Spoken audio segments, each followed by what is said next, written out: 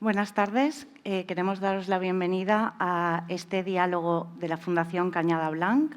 Agradecer a todos los asistentes, aquí tanto quienes estáis en la sala hoy como quienes nos están siguiendo online y quienes nos verán posteriormente en YouTube, así como al presidente de la Fundación Cañada Blanc, Juan Viña, por darnos este espacio. Hoy vamos a tener la oportunidad de conocer y conversar a Daniel Beunza.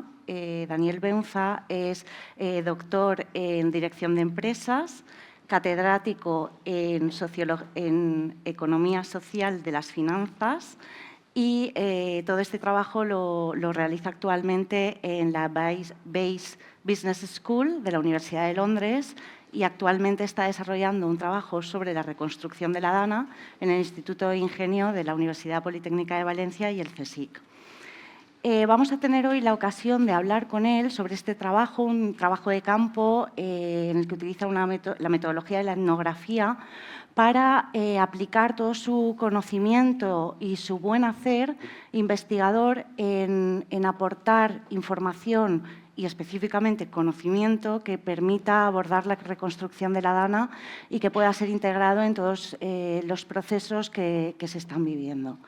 Daniel se centra en la reconstrucción de la Dana, no aborda lo que es la propia gestión de la catástrofe, pero tiene en cuenta y tiene una sensibilidad que yo creo que vamos a apreciar a lo largo del diálogo, una sensibilidad muy especial a la hora de abordar el impacto político, económico y sobre todo el impacto social y humano que suponen las catástrofes. Dicho esto, una pregunta que es necesario abordar es por qué estamos sentados aquí hoy, Daniel y yo, en este sofá. Es una historia que queremos compartir porque ayuda un poco a encajar por qué estamos nosotros dos aquí. Daniel y yo nos conocimos hace 6 meses en el marco del seminario de investigación que se realiza en el Instituto de Gestión del Conocimiento y la Innovación, Ingenio, del CSIC y la UPV, y vino en diciembre del 2024 a contarnos un trabajo interesantísimo que para aquellos que estéis interesados en temas relacionados con la sociología de los desastres, os animo a curiosear. Vino a contarnos un trabajo que había realizado 23 años atrás sobre el impacto que tuvo entre los trabajadores de una empresa de brokers en Nueva York la caída de las Torres Gemelas. Y en su presentación, en su seminario, a mí me llamó poderosamente la atención varios elementos de esta presentación que hacía Daniel. En primer lugar, me pareció impresionante el dominio del cuerpo teórico y de la metodología que estaba expresando en su presentación sobre la que se sustentaba su trabajo. Por otro lado, la capacidad comunicativa de Daniel, que es innegable, nos metió en la historia que nos estaba contando, nos hizo comprender el contexto, nos hizo empatizar con todas esas personas ajenas a nuestra realidad y lo hizo con una sensibilidad extrema que a mí me pareció especialmente llamativo. Y por último, y el tercer punto, Daniel nos estaba contando cosas en diciembre del 2024 que tenían unos paralelismos totales con la situación que estábamos viviendo en Valencia. Y yo me quedé francamente impactada por la presentación de Daniel y se lo hice ver. Y creo que a Daniel lo que le interesó de esta interacción fue que yo veía muy relevante su trabajo para la gestión de la Dana. Yo le dije, mira, si tienes esto grabado en vídeo, pásamelo, porque conozco a unas señoras que les conviene y les va a interesar verlo. Y a partir de aquí se nos ocurrió esta idea, ya tenía la idea Daniel, iba a presentar, tenía un espacio, iba a hablar de su investigación y bueno, abrió la puerta a que fuese un diálogo sobre la Dana. Pues bienvenidos. Creo que es un verdadero privilegio contar con la experiencia y el conocimiento de Daniel y creo también que su trabajo puede ser muy valioso para la ciudadanía valenciana. Sin más preámbulo, arrancamos con la primera pregunta. Cuando hemos estado trabajando y pensando en cómo organizar, hubo una frase que pronunció Daniel que a mí me llamó mucho la atención y que va a ser la primera pregunta. «L'horta sud no es lo que pensabas». Daniel, cuéntanos, ¿qué significa esto de que la Horta Sud no es exactamente lo que pensamos? Pues sí, ¿se me oye? Gracias, Irene, por la pregunta y por la amabilísima presentación. Después de tantas cosas positivas, esto solo puede que ir hacia abajo, pero vamos a hacer lo que podamos. Es mi primera presentación desde un sofá, de manera que eso también es para mí un nuevo reto. Y lo hemos estructurado a través de preguntas de Irene y, bueno, pues yo material que voy a compartir. Esto tiene que dar una apariencia de improvisado y, digamos, liviano, pero la realidad del caso es que lo hemos ya preparado. De manera que, si parece preparado, bueno, pues no os extrañéis porque efectivamente lo hemos preparado. ¿Qué es l'Horta Sud? Para mí, después de haber presentado mi trabajo sobre las disputas políticas que estaban teniendo lugar en un banco de inversión tras el desastre del 11 de septiembre, y oír de boca de Irene que estos temas eran de relevancia para entender la Dana, yo me quedé con la idea de, bueno, pues aún más curioso y más necesitado de involucrarme de alguna manera en la Dana después de haber visto que, bueno, yo estaba en Londres cuando sucedió, mis amigos aquí en Valencia, la familia, por los distintos canales de WhatsApp, todos, digamos, de voluntarios haciendo cosas y yo, pues con mucha necesidad de alguna manera involucrarme y decidí al principio de enero empezar un proyecto de investigación. Mis proyectos de investigación duran muchísimo y la publicación aún más, de manera que esta decisión yo no la tomo a la ligera, pero decidí hacerlo y empecé a tratar de entender, bueno, la primera pregunta era ¿qué era una Dana? Que tampoco me quedaba claro. Y la segunda pregunta era ¿y qué era l'Horta Sud? Y empecé a hablar con distintos académicos, intelectuales en la ciudad de Valencia y para mi sorpresa lo que vi es que, bueno, había un consenso, varias veces se me presentó al l'Horta Sud, es el polígono de Valencia, es un cinturón industrial, los más cosmopolitas lo describían en francés, es el banlieue, no lo voy a pronunciar bien, pero esta era un poco la manera en la que se presentaba. Hubo una cena en casa de una amiga, que además está aquí, en la que se debatió si esto era un enfoque correcto o incorrecto. Yo me quedé con la pregunta y empecé a tratar de entender qué es l'Horta Sud. Y bueno, pues siguiendo mi tradición de trabajo de campo, lo primero que hice fue lanzarme a l'Horta Sud. Y lo que voy a hacer es compartir con vosotros.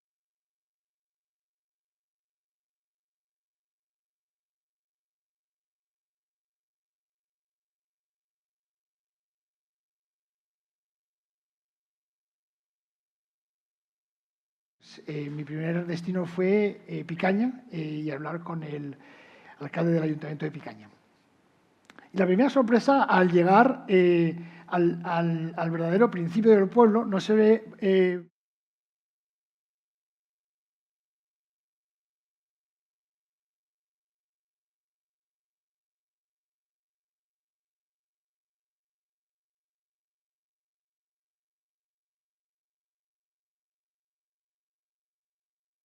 con la imagen que yo me hacía de pues, cinturón industrial, ¿no? Grandes torres, mobiliario público destartalado, grafiti en las paredes. Esto es lo que a mí me evocaba la idea del banlieue y para mi sorpresa, pues esto realmente no se acababa de ajustar.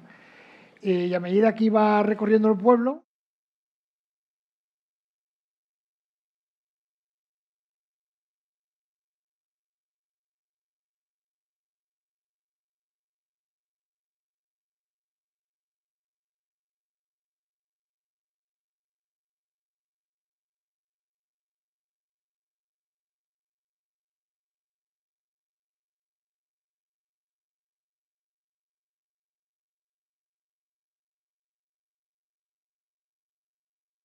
cooperativista nacido de la Juventud Agraria Rural Católica, que además sé que hay gente aquí en el público que también estuvo vinculado, gente que quería hacer cosas.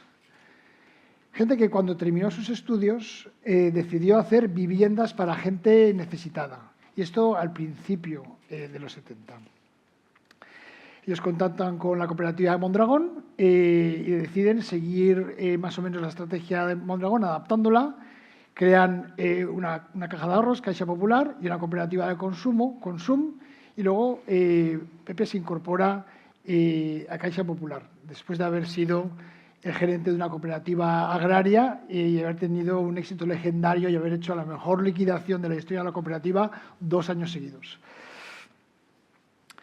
Y bueno, Pepe tuvo su propio proyecto de qué es lo que él quería para Picaña. Él entró a la salida de Ciprià Siscar en el año 83 y él aplicó a la gestión del municipio lo que él conocía de sus viajes por Europa, de acampada en verano con amigos y de haber visitado Barcelona, la conurbación de Barcelona, y aprendí que yo no quería tener ciudades de 200.000 habitantes, ¿no? Que es un poco pues, l'Hospitalet, lo que a uno se le viene a la cabeza cuando oye cinturón industrial.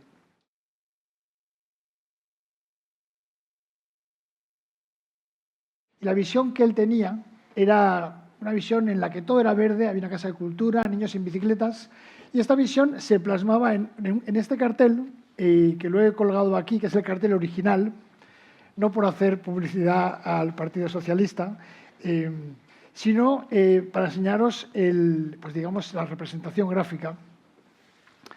Y él lo que ha conseguido con el tiempo es un lugar donde la gente, pues sus hijos van a jugar a fútbol, pueden estar en la calle, tienen servicios municipales gratis, ballet, música, etc. Y bueno, efectivamente, esta es la plaza, digamos, central del pueblo de Picaña, con sus árboles, sus niños jugando, muy parecido al cartel que él había estado enseñando y diciéndole a los propios habitantes, si dentro de 30 años esto no es así, decírmelo porque yo me comprometo a que lo sea. Todo esto a mí, ¿qué me dio a entender? Y esto es un primer encuentro con Nortasud. Después de ese viaje he estado haciendo viajes repetidos a distintos municipios varias veces, hablando con la gente de los ayuntamientos, con los propios ciudadanos, asociaciones, empresas, etc. Pero en este pequeño dibujo de Picaña hay para mí 3 mensajes clave de qué es lo que es l'Horta-Sud. Por un lado, es un lugar con una herencia urbana y cultural de los pueblos originales que eran. Por supuesto que no todos se han mantenido como Picaña. Picaña ahora está considerado generalmente, en fin, hay gente aquí de otros pueblos del Horta-Sud, no quiero, pero hay gente que lo considera un muy buen lugar para vivir, no voy a decir el mejor. Un compromiso con la comunidad y también la cuna del asociacionismo en la Comunidad Valenciana. Y luego volveré a qué quiere decir eso del asociacionismo, porque el asociacionismo implicaba cooperativas en los 70, y en parte lo sigue implicando, pero ahora va mucho más allá, y hay una posible lectura de la recuperación de la Dana que pasa por el asociacionismo y la activación cívica como eje central. Una vocación igualitaria y de servicios municipales, con institutos, etcétera. Viviendas unifamiliares. Yo cuando hablamos de las viviendas unifamiliares con Pepe, yo le decía, qué maravilla, pues de esa manera las clases medias se pueden permitir comprar una vivienda unifamiliar. Me dice, no, las clases trabajadoras. Y esto es lo interesante, ¿no? Que esto no es hacer un pueblo magnífico como los hay en l'Horta Nord, para que, bueno, pues la gente que, en fin, los más privilegiados puedan tener un espacio inmejorable, sino hacer condiciones para que la gente trabajadora también tenga acceso a eso. Y finalmente, una conexión con la naturaleza, que en el caso de Picaña es con una política clarísima de arbolado. Además, en cada árbol hay una un azulejo en la calle con la fecha del niño que plantó el árbol, y eso ya se queda ahí, y cada niño tiene, ahora cada mayor, cada adulto tiene su arbolito. Y van y lo cuidan y saben dónde está. Y todo esto no es algo que, digamos, esté generalizando sobre una visita, sino que es, digamos, el resultado de esta primera sorpresa mía al confrontar este estereotipo del cinturón industrial con picaña. Hay trabajo cuantitativo extenso, sistemático, que ha afirmado también estas mismas conclusiones. Por ejemplo, el trabajo de Antonio Ariño y María Villarroya, una sociedad civil activa y compromesa. Es la conclusión que ellos extraen en un estudio que hicieron sistemático sobre el asociacionismo en la zona. Pero además, quiero también detenerme un momento en este punto para hablar de por qué esto es significativo dentro de mi metodología. Mi metodología el nombre técnico es la etnografía, que quiere decir el estudio de las culturas. Consiste en, bueno, es una metodología diseñada hace ya más de un siglo en Reino Unido, Francia, Estados Unidos, por antiguas potencias coloniales que tenían el problema de la brecha cultural con sus colonias. No se entendía y no se sabía qué estaba pasando en las colonias, y cuando se intentaba estudiar tampoco se podía, porque las categorías, los lenguajes, los conceptos estaban tan distanciados de la metrópolis que si uno, por ejemplo, hacía una encuesta, conceptos como matrimonio, pareja, sociedad, ni siquiera era posible traducirlos. De manera que la etnografía viene a remediar esa dificultad por la vía de la participación en la vida social del colectivo de la cultura que se quiere investigar. Entonces, haciendo trabajo de campo, uno lo que persigue es no rellenar una especie de vacío hueco de qué hacen los nativos, sino identificar puntos de ruptura en las expectativas culturales que uno trae de casa. En mi caso, esto es el cinturón industrial. La realidad es que es un collage de distintos elementos, pueblos antiguos, unas barriadas más nuevas de años 70, 80, polígonos, centros comerciales y huerta. Pues bien, esas fueron mis reflexiones sobre l'Horta Sud. Ese sería, digamos, el primer descubrimiento que obtienes al iniciar el trabajo etnográfico. Efectivamente. Pero este proceso, para llevar a cabo tu trabajo, estás entrevistando a muchos actores y me imagino que tras este descubrimiento ves luces y sombras. Cuéntanos un poco sobre cómo vas descubriendo. Sí. Pues yo, habiendo visto esas grandísimas posibilidades para la reconstrucción en el modelo municipal de Picaña, pues efectivamente, y justamente tenía preparada esta transparencia para contestar a Jenna, o sea que gracias por hacerme esta pregunta. Efectivamente, he identificado una serie de retos. Las heridas abiertas por el Plan Sur. Ahora voy a presentar una serie de frases literales de gente que he anonimizado y no voy a entrar en, digamos, qué trabajo tienen, dónde están, etcétera, para proteger la identidad. Pero el material que voy a presentar para mí ha resultado una auténtica sorpresa personal, porque me ha permitido también entender cuáles son las cosas que yo no sabía que han permitido que yo, como habitante de la ciudad de Valencia, pues haya podido disfrutar de una ciudad tan privilegiada. Javier, para que la ciudad de Valencia tenga un parque maravilloso, ha tenido que sacrificar l'Horta Sud. Una herida histórica que rompe la comarca, se refiere al Plan Sur, ¿no? Que hace una barrera con la ciudad que deja además algunos pueblos del Horta Sud a un lado de la barrera y otros pueblos al otro lado. Gente expropiada, tirada de sus casas, y es una herida que todavía no está cerrada. Y para el que esté interesado, sugiero que hagáis una búsqueda por Google del nombre Empar Puchades. Este vídeo concreto, Recuerdos de la Terreta, ella explica cómo es la experiencia de la expropiación, de cuando llegan las autoridades a la alquería de su familia y se tienen que ir. Y cómo eso pues, transforma sus vidas, ¿no? De manera que heridas abiertas por el Plan Sud, un reto de base a la hora de hacer la reconstrucción. Esto ya ni siquiera, aún no hemos llegado a la Dana. Esto es la posición de salida. Rosa, percepción de injusticia, en el caso de ella, por el transporte. Mi hermana, su pareja es de la UAS. ¿Y cómo va el Politécnico? Bueno, pues madruga mucho. En la carretera Valencia, la V30, como están todos los polígonos, está totalmente colapsada. No solo son los polígonos, también es, por supuesto, el puerto. Dice, y para mí lo más llamativo es que hay señales que te dicen, cuidado que ahora empieza una zona peligrosa de accidentes. Pero no hacen nada. Sencillamente te ponen la señal y efectivamente la hay. Luego yo lo he comprobado. La señal se llama tramo de concentración de accidentes.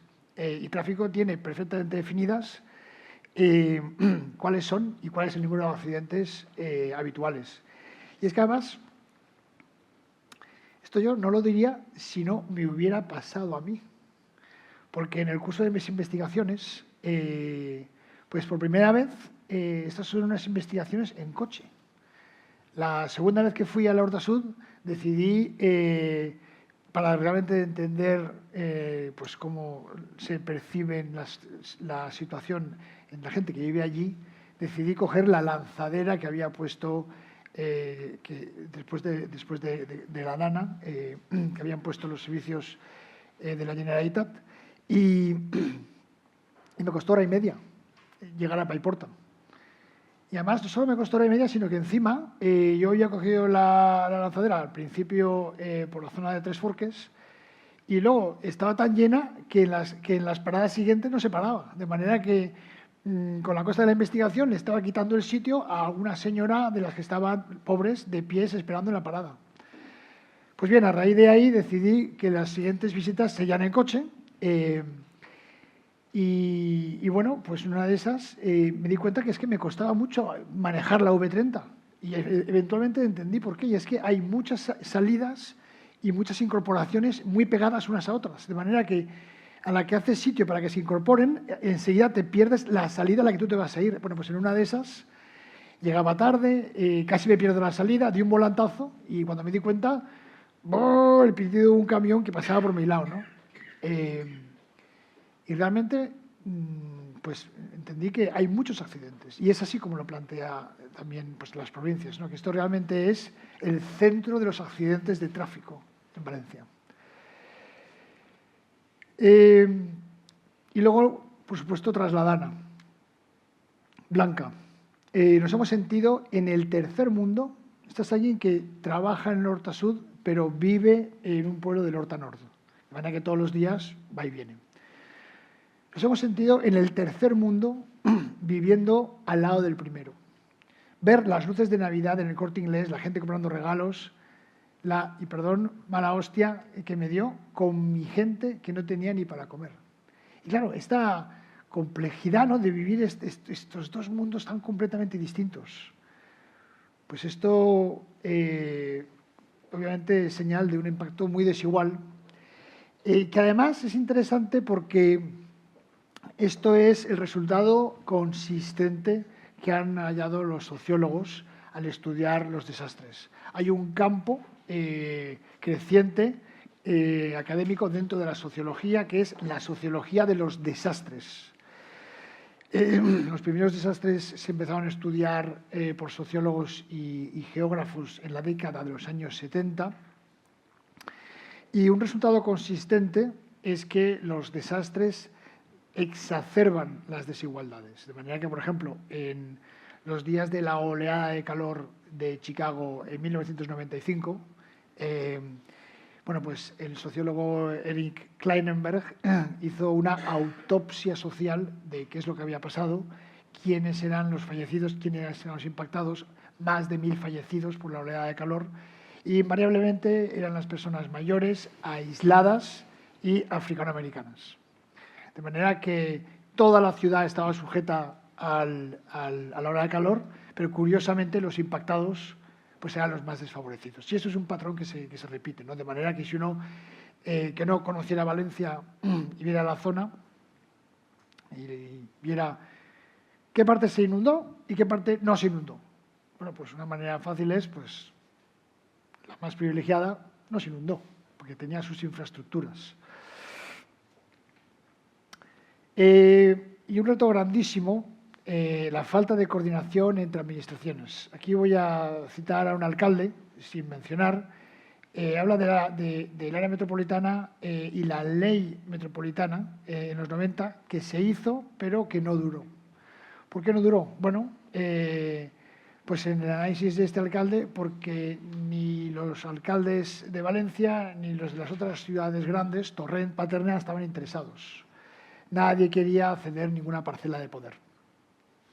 Y dice, hombre, y esto fue un error grave, porque claro, pues podríamos entre pueblo y pueblo pues coordinarnos y saber dónde poner el polígono, dónde poner las infraestructuras, pero desgraciadamente no se ha hecho así, se ha hecho de una manera menos coordinada, menos ordenada.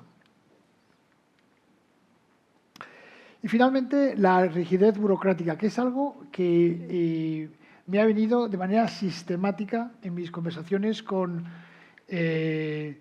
los habilitados en los ayuntamientos, los oficiales en los ayuntamientos, los concejales, los alcaldes.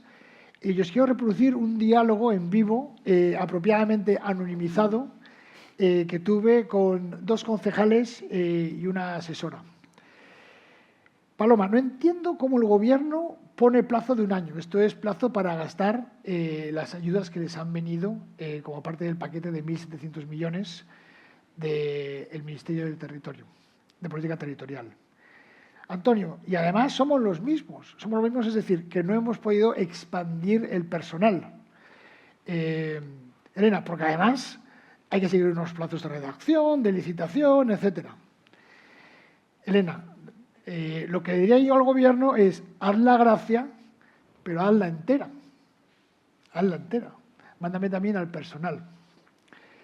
Y luego, otro ejemplo que también ilustra que esto no es, digamos, una cosa exclusivamente del Gobierno central, sino pues, similar con la Administración autonómica. Con el bono transporte hemos estado sábados y domingos, los concejales haciendo tarjetas. ¿Por qué? Porque el mecanismo, la Generalitat ofreció unos bonos de transporte gratis, pero sin verdaderamente analizar de qué forma se podía esto articular para que no fuera excesivamente costoso para los ayuntamientos. Inventamos al final, invéntanos una web para que fuera más fácil pedirla, ¿no?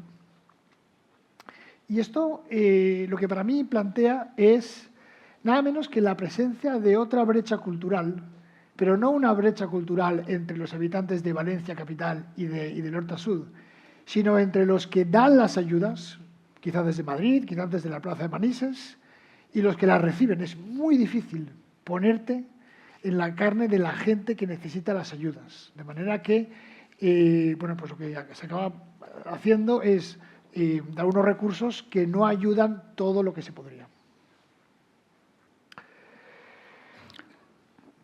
Nos has presentado algunos retos. Vamos a entrar ahora a explorar qué papel, cómo ves el papel de la ciudadanía, de las asociaciones cívicas, los comités locales, la iniciativa privada, el caso de Roig y su proyecto Alsemse. ¿Qué papel juegan todos estos actores que conviven de forma tan mezclada en l'Horta Sud? Pues gracias, Irene. Con esto ya vamos a cerrar. Son las 7:33. Yo quería dejar tiempo para el diálogo, de manera que voy a marcarme como reto cubrir esto rápidamente. Hay mucho de qué hablar. Cubrir esto rápidamente para que haya tiempo para las preguntas. A la hora de pensar por dónde puede ir la reconstrucción, obviamente que hay muchas maneras de esto afrontarlo. Pero yo lo que quisiera es ir a ofrecer a los que estáis aquí una manera de pensar. Una manera de pensar. Y esa manera de pensar va alrededor de un concepto que ahora os voy a presentar de manera más clara, que es lo que se denomina en el mundo académico actual la resiliencia comunitaria, que no es la anarquía, no es el libre mercado, no es el sálvese quien pueda, es otra cosa distinta que una vez uno la entiende, o al menos una vez yo la entendí y tuve acceso a ello, empecé a ver vías hacia adelante. Y para eso voy a hablaros de otra institución extraordinaria en el Horta-Sud. Y esta es la Fundació Horta-Sud. Para cuando yo llegué a la Fundación Horta-Sud, que fue a mediados de enero, 6 personas me habían ya hablado de ella. Una estudiante de doctorado de Ingenio, que estaba colaborando con Horta-Sud, gente del comité de expertos, innumerables textos, y al final pues decidí escribir al director de la fundación y decir, mira, os quiero conocer.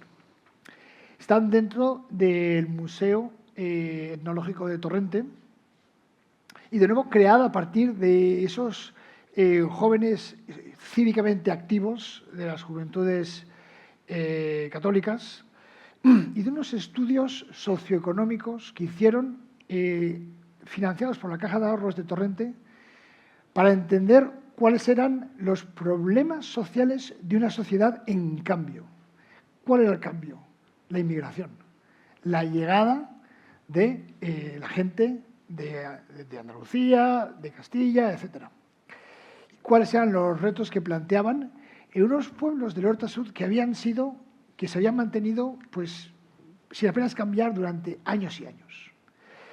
Lo primero que surgió fue la necesidad de alfabetización y, bueno, y de ahí la necesidad de guarderías, economatos, asociaciones vecinales. Todo eso surgió de esos estudios que están aún archivados en la Fundación.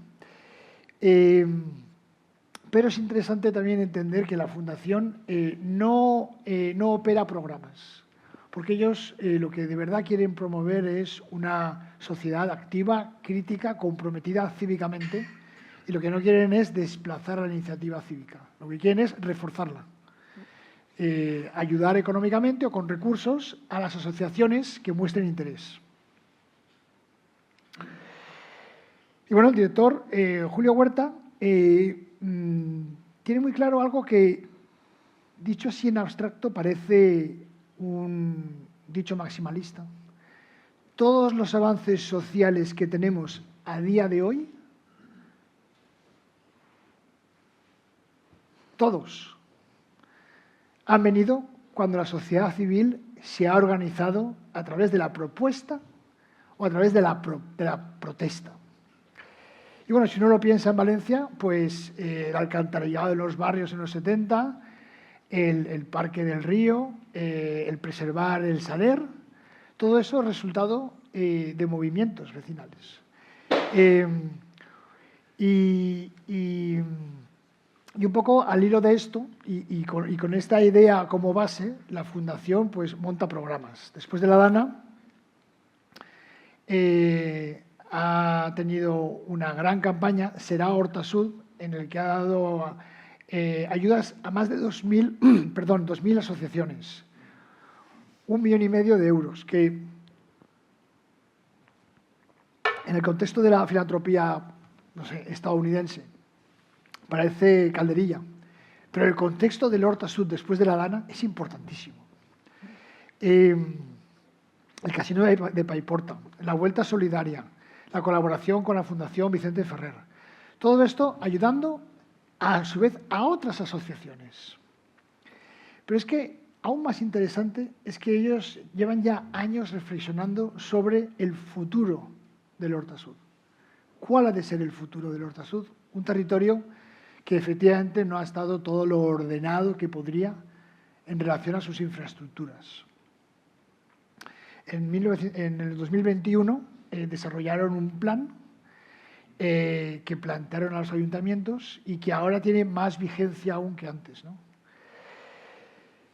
Y una pata muy importante de este plan era reconectar los distintos pueblos del Horta Sud por caminos y carriles bici. Si os fijáis, lo que se ve aquí son los carriles bici de la zona metropolitana de Valencia.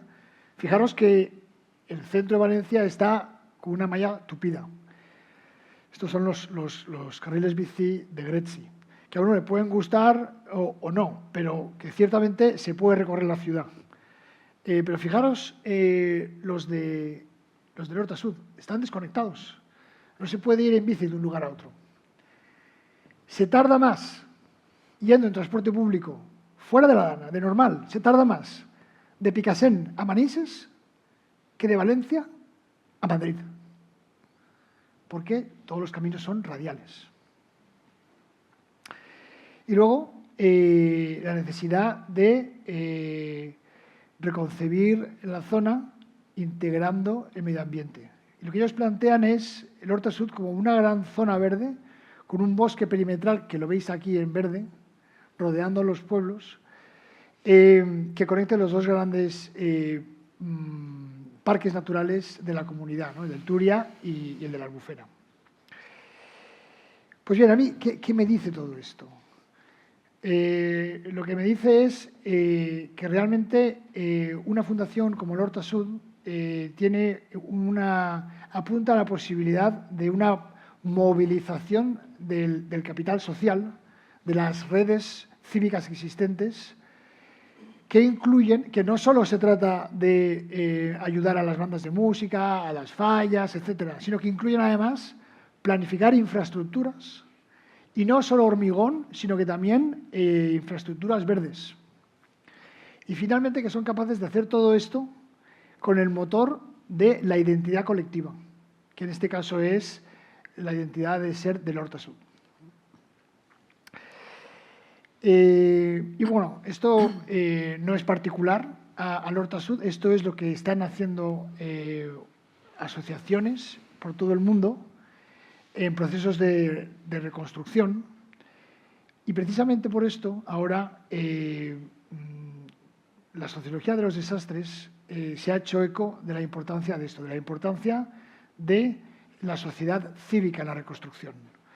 El libro clave aquí es un libro de un politólogo, Daniel Aldrich, en el que habla de la capacidad de una comunidad para recuperarse de desastres, no solo a través de infraestructuras físicas, sino mediante sus redes sociales. El resultado consistente de los distintos estudios de los desastres es que los gobiernos se gastan todo el dinero en las infraestructuras, pero que los daños, por ejemplo, a los comercios, son, por un lado, los daños directos de infraestructuras dañadas, pero también, y mucho más importantes, los indirectos de ventas perdidas, estar cerrado por no poder abrir, etc. Lo que argumenta Aldrich es que son los vínculos personales entre gente cercana, entre gente lejana y de arriba abajo en la sociedad, institucionales, los que permiten generar las conexiones que permiten la ayuda mutua. Y si alguno de vosotros habéis estado haciendo trabajar vuestro grupo de WhatsApp para encontrar cosas para gente después de la Dana, pues eso es precisamente a lo que se refiere Aldrich. Lo que pasa es que uno esto lo hace pensando que estás haciendo algo, pero que esto no es significativo. Y lo que el concepto de resiliencia comunitaria plantea es que eso es muy importante. Dicho eso, también es cierto que tiene límites la resiliencia comunitaria y existe el peligro de que sea apropiado por una agenda política neoliberal o derechista que, pues cierre todas las administraciones relevantes del Estado, porque ya existe la ayuda privada, ¿no? De manera que, y esto no es la idea de la resiliencia comunitaria. Se trata de reforzar lo que hace la sociedad civil, no eliminar el papel del Estado y poner a la sociedad civil como excusa.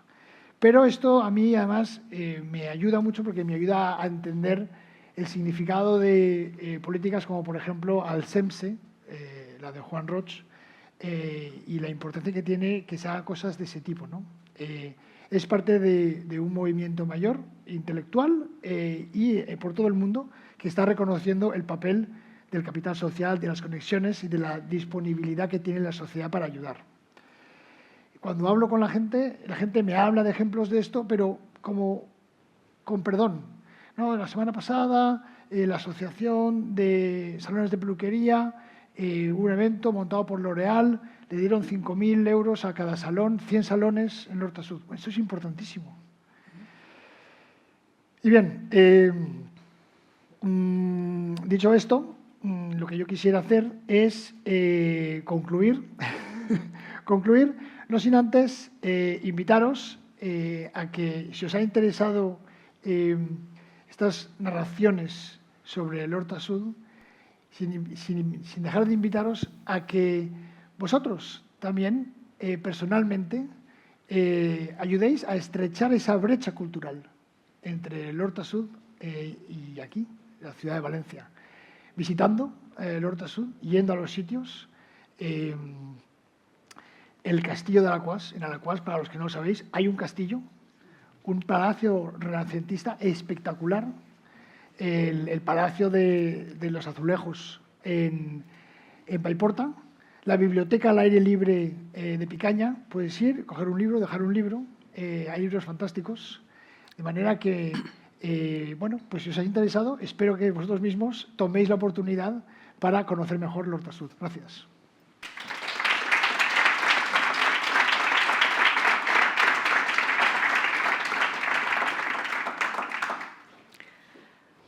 Bueno, vamos a abrir ahora el turno de preguntas. Esperamos que haya resultado una reflexión estimulante. ¿Tenemos micrófono? Sí. ¿Sí? ¿Alguna pregunta en la sala? Hola, aquí. Hola.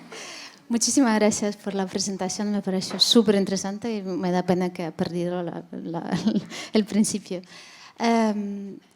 Mi pregunta es sobre justo con que acabaste, que el narrativa pueblo que salva el pueblo, que es muy bonito y yo creo que es muy importante, pero también ahora mismo hablamos con alcaldes de distintos municipios y dicen que esta narrativa ha creado mucho daño también, porque en realidad es muy importante apoyo y red comunitario, no digo que no, pero también las alcantarillas estaban atrapados, entonces necesitabas una técnica muy seria para excavarlo y también voluntarios cuando llegaban han traído cosas y han estafado la alcantarilla. Entonces, no sé, tu reflexión sobre esto también. Gracias. Sí, no, gracias. Pues sí, la verdad que es, digamos, el eslogan de nuestra época, ¿no? Solo el pueblo salva al pueblo. Claro, yo he estado escuchando presentaciones de antropólogos, sociólogos, que comentan, bueno, es que claro, haciendo trabajo de campo sobre la Dana, yo estoy detectando que la gente habla mucho de esto de solo el pueblo salva al pueblo, y a renglón seguido dicen, y no me parece bien. Claro, yo la postura que tomo como analista es, yo no voy a entrar a evaluar si esa aseveración encaja o no con mi visión del mundo o con mi ideología, sino para mí lo que a mi metodología me tiene que hacer es, bueno, ¿esto por qué lo dicen? ¿De dónde sale? ¿Por qué tiene ese éxito? ¿Qué es lo que está pasando aquí, ¿no? Con la cantidad de recursos que están llegando a la zona del Horta Sud. Y además que esto es un patrón generalizado en situaciones de desastre. Hay uno de los libros más importantes de estudios antropológicos de desastres, es un estudio sobre el tsunami de Sri Lanka, miles y miles de muertos. Y el libro se llama La ola dorada. No la del tsunami, sino la ola de dinero que les llegó a la gente de Sri Lanka, de las administraciones, y, desgraciadamente, los problemas que creó. Los problemas que creó. Entonces, hay que reconocer la problemática que está planteando una ayuda con las mejores intenciones, pero con unos mecanismos organizativos que cuando yo hablo con los que la reciben, en vez de darme un abrazo y decirme, mira, estamos encantados, oye, nos tomamos una copa, lo que me comentan son problemas, frustraciones y tensión. De manera que yo no sé cuál es el remedio, no sé cuál es la solución, pero yo no puedo quitar el dedo de esa llaga, porque claro que preferiría que dijeran otra cosa, pero eso es lo que dicen. Muchas gracias, Daniel. Para seguir en la voluntad de alentar a que el público descubra mejor el Horta Sud y Picaña en este caso, quisiera simplemente informar al público que el Festival dels Horts se celebra en Picaña del 15 al 19 de junio. Es un festival muy bonito de música, organizado por un artista bien conocido de Cañada Blanca, que es Antonio Galera, el pianista, y el Institut Français de Valencia pues está muy honrado de colaborar con ellos. Entonces, por favor, buscarlo en la web y acudir porque es muy bonito. ¿Es Festival dels Horts? Eso es, sí. Pues ya lo sabéis todos. Me he perdido también el principio. Y me he cargado el micro directamente. Hoy no tengo un buen día, creo que va a mejorar ahora. Si no lo puedo hacer así, a lo mejor se me escucha. ¿No?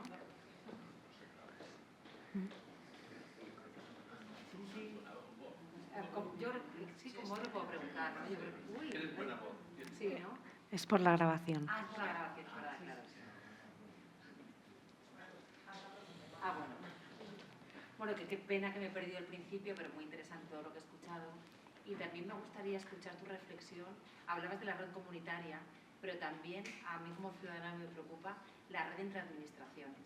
Porque estabas hablando de las ayudas, tanto que llegan por parte de la administración autonómica, las ayudas de las administraciones locales y la administración del Estado. Pero no hay una falta de información terrible de cómo llegan esas ayudas, cuándo y a través de qué cauces. Y las reflexiones en torno a qué crees que faltaría para que haya una mayor complicidad e interacción entre todas las administraciones para garantizar que esas ayudas lleguen lo más pronto posible y a través de los cauces de colaboración de todos los estratos. Sí. Pues sí, la falta de coordinación entre las administraciones es algo que es patente para los que leemos la prensa y una vez te pones a hablar con la gente de las administraciones de distinto color político, pues un poco lo que te confirman es que efectivamente es así. ¿Qué quiere decir en la práctica la falta de coordinación? En la práctica, ¿no? O sea, porque la falta de coordinación es una cosa como muy abstracta, ¿no? ¿Qué quiere decir en la práctica? Pues me lo explicaron y yo lo entendí perfectamente. Me dice, ¿sabes qué? No me cogen el teléfono. Es que no me cogen el teléfono. No es que les parezca mal lo que yo digo, es que no me cogen el teléfono. Y para mí durante muchas semanas, porque realmente esta investigación, al estar investigando, claro, la sociedad valenciana, que es la mía, pues uno lo internaliza más, ¿no? Y solo a base de echar mano de amigos y familia y darles la chapa a los amigos y a la familia, estoy mirando aquí a uno en concreto, a Nicolás, he sido capaz de lidiar con la internalización de estas frustraciones de la gente a la que entrevisto. Y de repente un día estuve haciendo mis lecturas y me pude relajar de una manera un poco peculiar, ¿no? Y es que resulta que esto sucede sistemáticamente en todos los desastres, si no todos, la gran mayoría de desastres analizados por por la sociología y la geografía de los desastres. Esto es un efecto sistemático, que los desastres ponen en marcha un proceso de disputa y rivalidad política que acaba limitando mucho la capacidad de las administraciones. Claro, por un lado es tristísimo que esto les pase a todos. Por otro lado, a uno le ayuda a pensar que no es una cosa tan extremadamente personal como uno lo piensa, ¿no? Porque al final uno se acaba acordando del político, sino que parece ser que realmente lo que es resultado de la posición estructural en la que están. Mirad, aquí tenéis este problema gordísimo, todos salimos mal parados, y a ver qué hacéis, porque en 2 años hay elecciones y uno de vosotros se va a ir fuera. Pues claro, si a la gente la pones en esa posición, pues pelea de gatos. Entonces, este es un argumento más a favor de los académicos que defienden la visión de la resiliencia comunitaria. Claro, dicho esto, yo también he visto que hay gente con un talante más colaborador y con un talante menos colaborador. Hoy, por ejemplo, estaba hablando con un alcalde en Norte a Sud y me está hablando de otro alcalde que está haciendo unas declaraciones un tanto contenciosas en la prensa y me dice, claro, es que yo esto no lo haría así, porque yo, si estoy en desacuerdo con esta cuestión, lo último que haría sería plantear mi desacuerdo en la prensa. Jamás voy a arreglar esta discrepancia con ese otro alcalde si lo primero que hago es sacarlo a la prensa, ¿no? O sea que yo pienso que, si bien eso es un efecto sistemático, sí que debemos de seguir exigiendo a los políticos que lo hagan mejor. A ver, las reflexiones que has estado haciendo me han parecido muy interesantes y para la gente que no la conoce, el Horta Sur pues ha puesto en conocimiento y además has elegido el municipio por excelencia para mí, que me lo conozco muy bien, del Horta Sur, que mejor representa todo lo que acabas de decir. A mí lo que me sabe es, vamos a ver, aquí se ha hablado de resiliencia, se ha hablado de asociacionismo, se ha hablado de que al SEMSE partirá hacia adelante, todo eso estamos de acuerdo, pero yo la reflexión que hago es decir, faltaban infraestructuras, ¿de acuerdo? Ahora resulta que se van a proyectar y están ahí.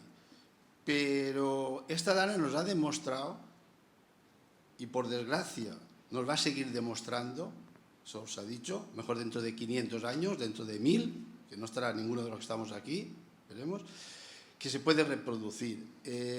¿Por qué digo esto? Porque ahora está hablando de encauzamientos, de canalizaciones del agua, y los ingenieros que saben de la materia, los hidráulicos, los hidrólogos, ellos dicen, señores, aquí nos cabe el agua que nos cabe. Aquí ya nos cabe el agua que nos cabe.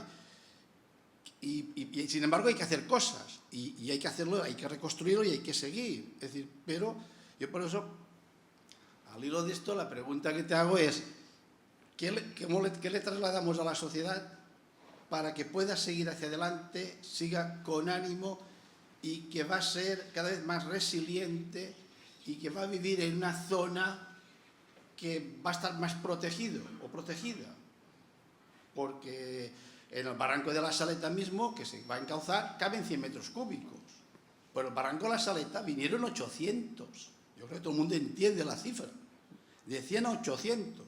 Por supuesto, Aldaya se inunda siempre. Y más. ¿Vale? El Rambla del Pollo le vinieron 2000. Caben 800, 700, eso eran 1500.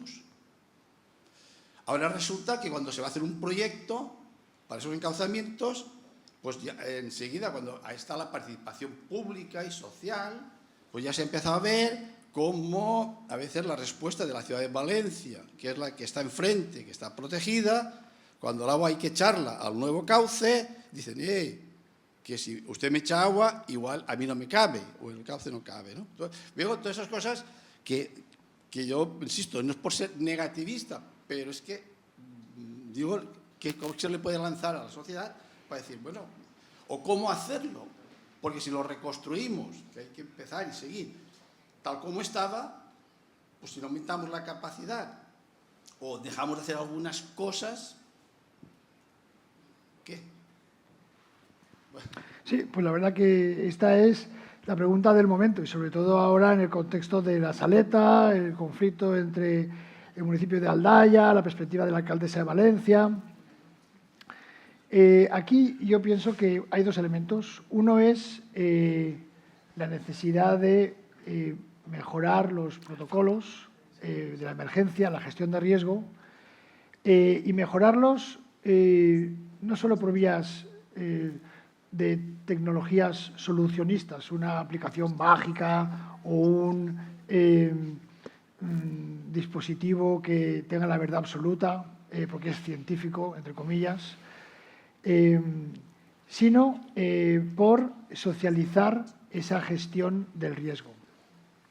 Yo tuve la suerte o la desgracia de que ya haciendo mi trabajo de campo hubo un día que hubo una alerta. No sé si os recordáis, no sé si fue en enero o en febrero. Sí, pero yo tenía unas reuniones que hacer.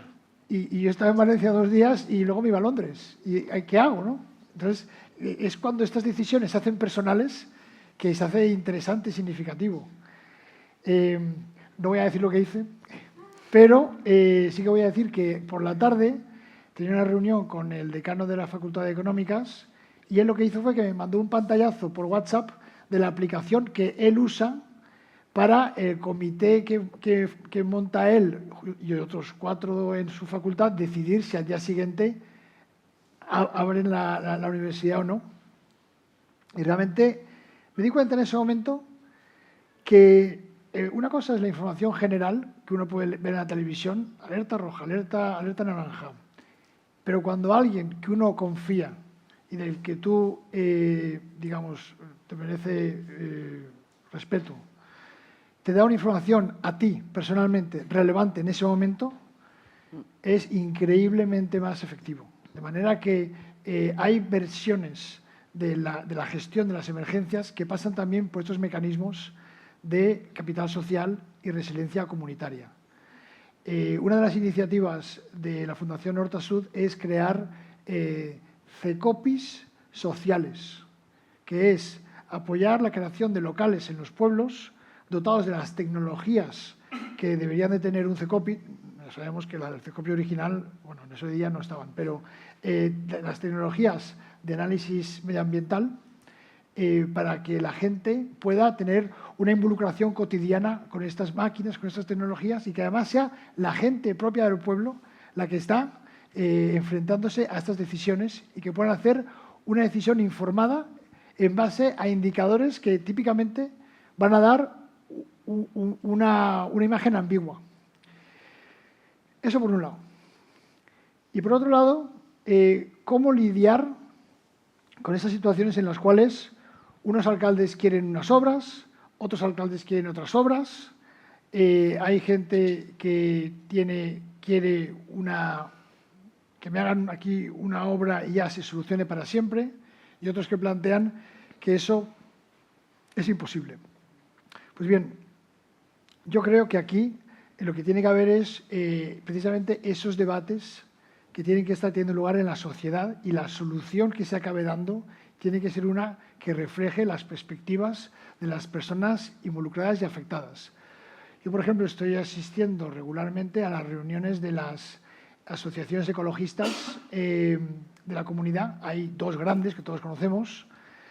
Y bueno, el Barranco de la Saleta llevan ya 4 martes por la tarde que solo que se dedican a hablar de esto y con informes de ingeniería, etcétera. De manera que esto no se trata de delegarlo a la ciencia o, peor aún, delegarlo al CEMEX, el Centro de Ingeniería de Puentes y Caminos en Madrid, para que dé la solución mágica, sino de que se debata entre la gente afectada aquí y que se le dé la respuesta pues realmente que la gente quiere, que quiere la gente del territorio, y luego aceptar que esa respuesta, desgraciadamente, será imperfecta.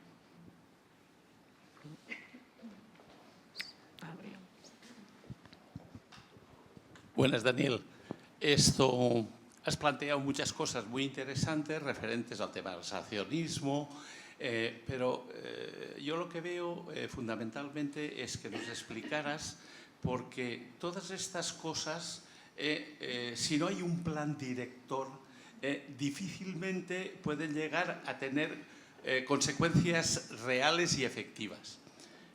Tú nos has explicado que formas parte de una comisión para la reconstrucción de la Dana, donde participan muchos organismos y todo esto. ¿A qué conclusiones estáis llegando? ¿Y cómo creéis que, o cómo pensáis que crear un plan director a partir de todo el conocimiento que acumuláis en esa comisión para la reconstrucción de la Dana, cómo eso se puede revertir en el asociacionismo y que eso sea como un germen director para que haya un plan que lleve a conseguir el objetivo que se persigue? Gracias. Pues muchas gracias, Luis.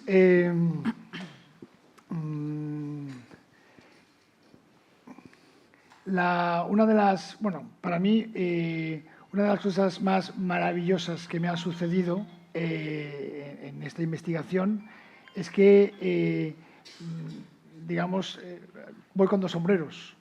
Yo empecé con el sombrero de investigador, pero al entrar en contacto con el comisionado especial para reconstrucción, un poco a raíz de eso me invitaron a ser parte del comité. Y ahora tengo este nuevo sombrero y este nuevo acceso a una información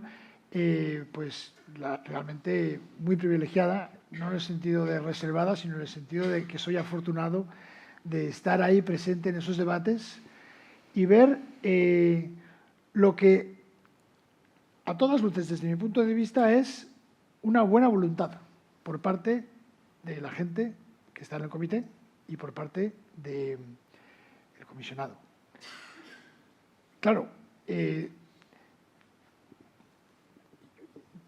no es mi papel contar de lo que se habla dentro, ese no es mi papel, pero yo pienso que no es baladí el reto de que una sociedad incorpore la ciencia, el expertise, la especialización académica en la toma de decisiones públicas.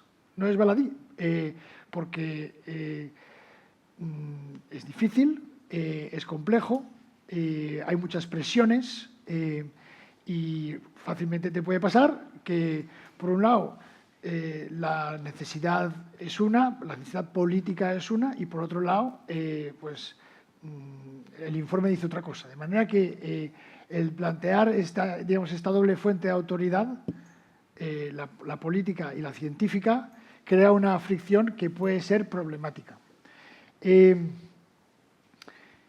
Yo pienso que para mí lo que sería muy interesante, y hay que decir otra cosa más, y es que otro aspecto interesante del comité es que no solo tiene académicos o expertos, de corte académico, universitario, sino también representantes de la sociedad civil. Entonces, ¿quiénes son? Son los presidentes de colegios, presidentes de asociaciones, afectados por minusvalía, jóvenes, en fin, de todo tipo, que además reclaman que la recuperación sea tal que recoja sus propias necesidades, ¿no?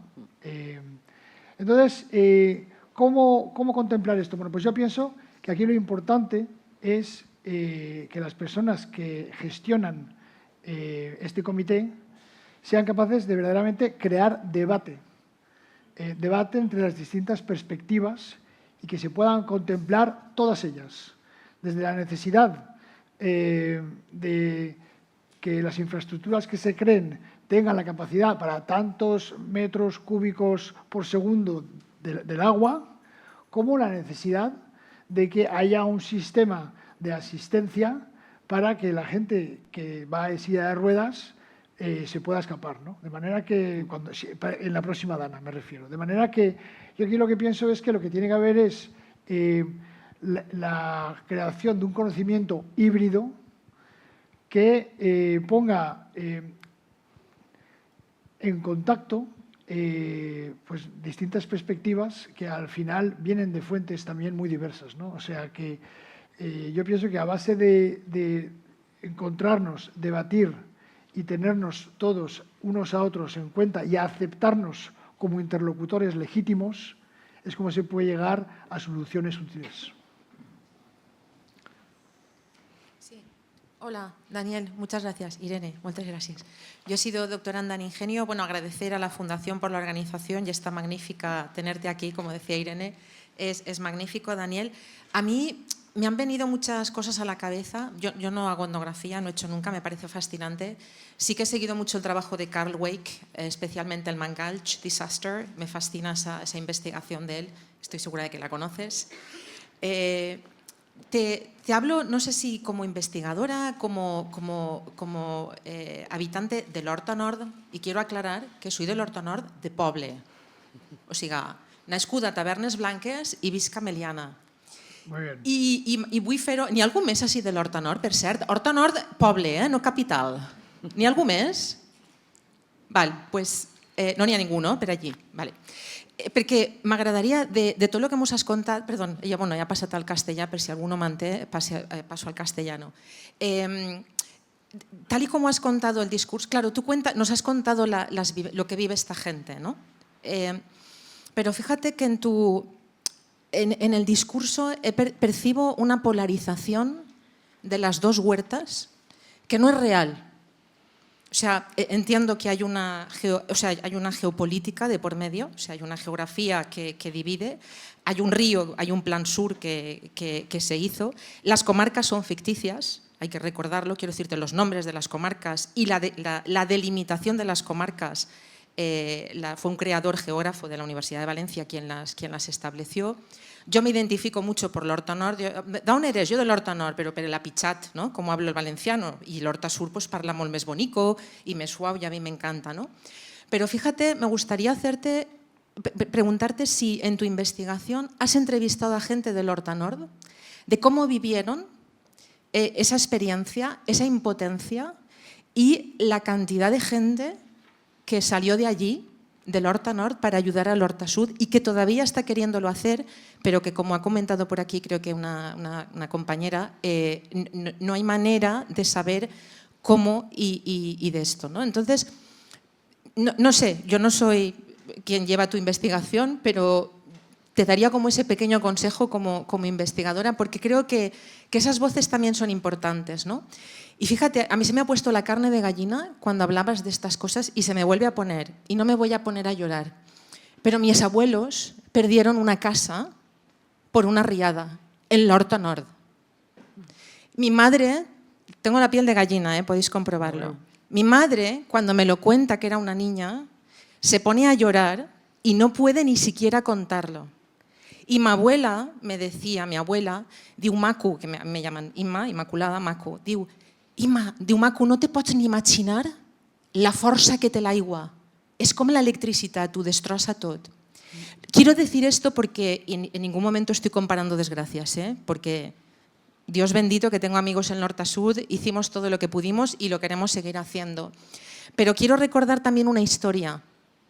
O sea, es muy importante saber que las desgracias y las catástrofes afectan a todos. O sea, hoy puede ser lo que ha sido, fue en octubre, mañana puede ser el Carraixet, que pasa por Almácera, Alboraya y Tavernes. Y yo soy más de unir comarcas, no de, ¿sabes? Me sabría muy mal que con este discurso de las huertas, y que tampoco quiero poner a los de la capital mal, que quede claro, pero los de l'Horta Nord no son de la capital. Yo, de hecho, cuando digo, a veces me dice la gente, estoy en la facultad, y me dicen, y yo digo, me vaig a Valencia, y fa, que aún está Sima, dic, ay, bueno, sí es de ver, es la capital, pero es el centro, Entonces, bueno, ya te digo que no es ninguna pregunta, pero quería compartir contigo lo que he estado viviendo y sintiendo conforme ibas hablando. Y nada, dejarlo aquí. En realidad no tengo más pregunta que si habías entrevistado a gente del l'Horta Nord y cómo ¿Cómo nos ves, ¿no? En cuanto a esa perspectiva? Pues mira, muchísimas gracias, Inma, y ya lamento esa tragedia del agua. Y también gracias por traer el valenciano a la sala, que hasta ahora no había entrado. Y cuando estoy en el Horta Sud, digamos que es la lengua que se habla. No, desgraciadamente, alguna de la gente a la que yo he entrevistado vive en Horta Nord, pero trabaja en Horta Sud, con lo cual, al final, es como que juegan de ambos equipos, por así decirlo. Pero no solo yo, por ahora, no he incluido pueblos del Horta Nord, de hecho también, por ahora, tampoco he incluido otras zonas donde ha habido incidencia de la dana, pues Chiva, Utiel. Y esto es, aquí es donde los académicos pecamos de prácticos, ¿no? O sea, esto es sencillamente por un criterio de, porque no puedo abarcarlo todo. Claro, la Horta Nord para mí es terreno conocido, porque pues, mis padres tenían una casa de fin de semana en Bétera y porque hacíamos prácticas que después han cobrado más sentido ahora que estoy volviendo al Horta Sud, como es, por ejemplo, los sábados por la mañana cuando vas al chalet, parar en una alquería en la carretera Godella y comprar ahí la verdura de la semana, ¿no? Entonces, digamos que yo siempre me ha fascinado mucho pues, la Horta Nord, recorrerla en Vespa, los caminos de Godella, Rocafort, Borbotón. Pero al no haber pisado nunca el Horta Sud, para mí ahora es el extraño enigmático. Pero yo creo que tienes razón, que mi próximo paso es ampliar la lente e incluir la perspectiva de los del Horta Nord.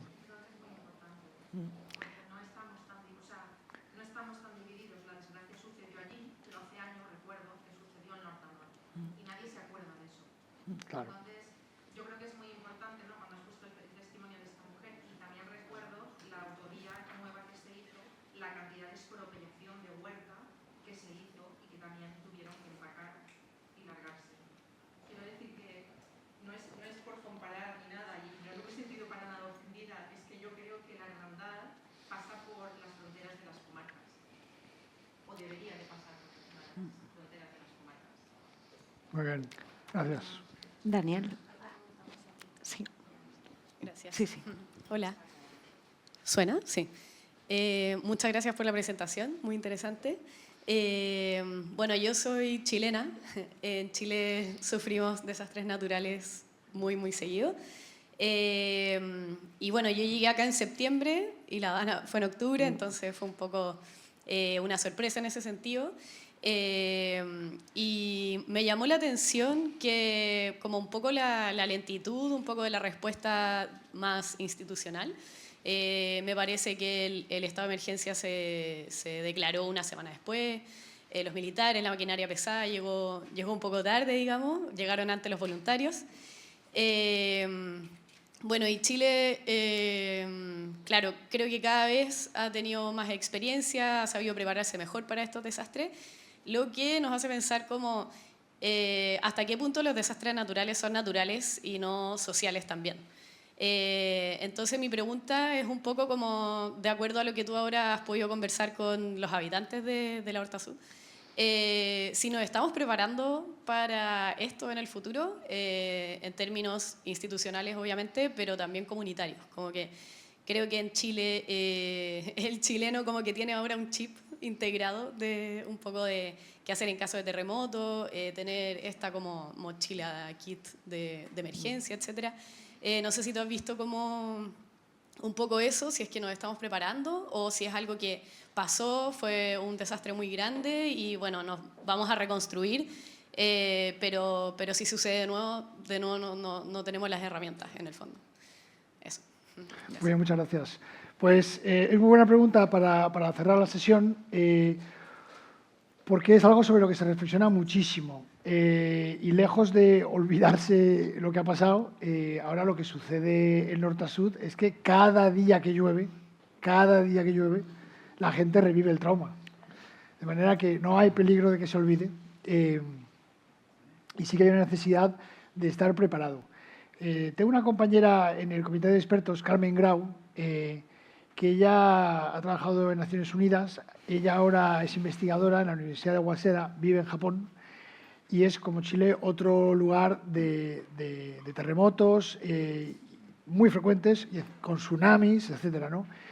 Y ella, su motivación vital ha sido la de dotar a la Comunidad Valenciana de preparación de cara a los desastres. Ella es de Tabernes, ella ha vivido los desastres en familia, ¿no? O sea que ella, la observación que ella hace es que había una brecha entre lo que se hablaba en casa y lo que se hablaba en la escuela. En casa se hablaba de los desastres que habían habido y en la escuela no se hacía ninguna mención. Entonces yo pienso que ahora es muy importante que no haya esos dos mundos paralelos, sino que ese conocimiento del peligro se haga oficial, se haga legítimo, se eleve y se sistematice y se pase a la escuela. Y haya protocolos, haya ensayos, haya alarmas para prepararse, etc. Pero eso pasa por, por incorporar prácticas de otros países, pues como Japón o como Chile, que están más acostumbrados.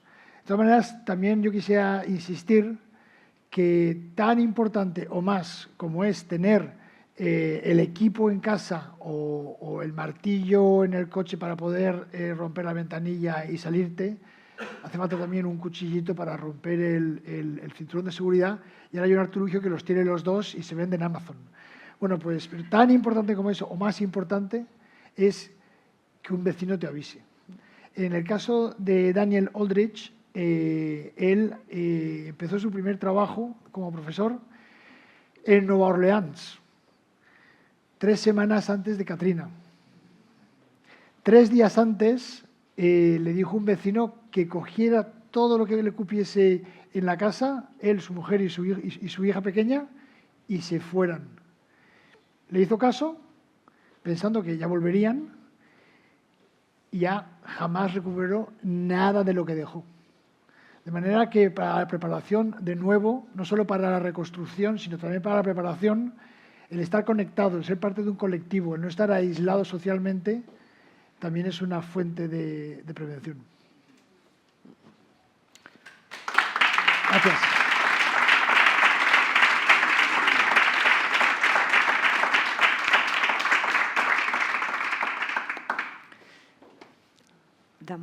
Damos pues por cerrado el diálogo.